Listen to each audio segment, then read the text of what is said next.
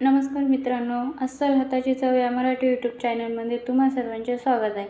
तर आजच्या व्हिडिओमध्ये आपण बघणार आहोत मक्याची भजी म्हणजेच कॉर्न पकोडा। तर यासाठी मी इथे एक मक्याचं कणीस घेतलेला आहे, ते मी या प्रकारे बारीक करून घेतलेला आहे। असे जर तुम्ही कापून घेतलं तर याला मिक्सरमध्ये फिरवायची गरज नाही व ते आता तेलामध्ये तडतड उडणार नाही, म्हणून शक्यतो या प्रकारे तुम्ही करून घ्या। आता यामध्ये मी एक मध्यम साईजचा कांदा कापून टाकलेला आहे आणि थोडीशी कोथिंबीर घातलेली आहे।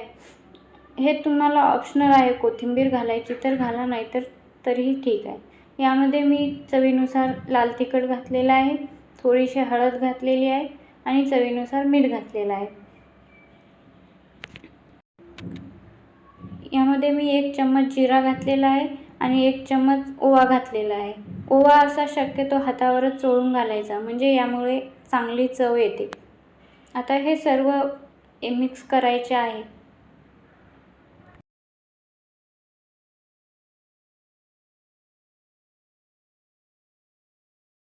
आता हे चांगले मिक्स झालेले आहे। यामध्ये 2 चम्मच तांदळाचे पीठ घालायचे आहे। तांदळाच्या पिठाऐवजी तुम्ही कॉर्नफ्लॉवरही घालू शकता। आणि आता लागेल तसे बेसन घ्यायचे आहे। इथे मी साधारण 1 कप बेसन घेतलेले आहे। तुम्हाला जसे जास्त हवे असेल तर तसे घेऊ शकता। यासाठी थोडेसे पाणी घालायचे आहे, किंचित बघू शकता मी 2 चम्मच एवढेच पाणी घातलेले आहे, जास्त पाणी घालायचे नाही।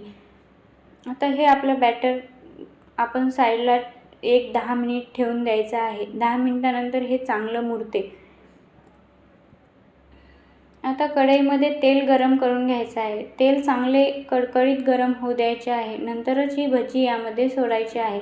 तुम्हाला जसा आकार पाहिजे तशा आकाराची भजी तुम्ही इथे तयार करू शकता।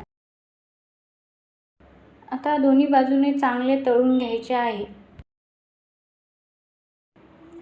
मित्रांनो, पावसाळा म्हणलं की आपल्याला चहा हा लागतोच, सगळ्यांनाच लागतो आणि चहासोबत काहीतरी खमंग कुरकुरीत असे खायलाही लागते। तर ही रेसिपी तुम्ही एकदा नक्की ट्राय करा।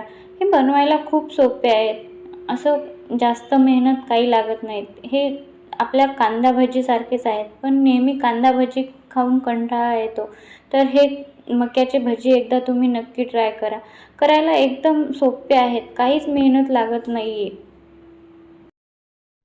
आणि हे जर अशा प्रकारे तुम्ही केले ना, कधीच फसणार नाहीत, एकदम कुरकुरीत खमंग नक्की होणार। तर तुम्ही ही रेसिपी एकदा नक्की ट्राय करा। बघू शकता मित्रांनो, आपली मक्का भजी तयार आहे। आता ही तुम्ही टोमॅटो सॉससोबत खा, कशासोबतही खायला एकदम खमंग आहे। मित्रांनो, व्हिडिओ आवडला असेल तर एक लाईक, शेअर, कमेंट नक्की करा। आणि हो, कमेंट करून नक्की सांगा की तुम्ही हा व्हिडिओ कुठून बघत आहात, म्हणजे मी तुमचे आभार मानू शकेल। व्हिडिओ बघायला तुम्ही जर नवीन असाल तर चॅनलला नक्की सबस्क्राईब करा। थँक्यू।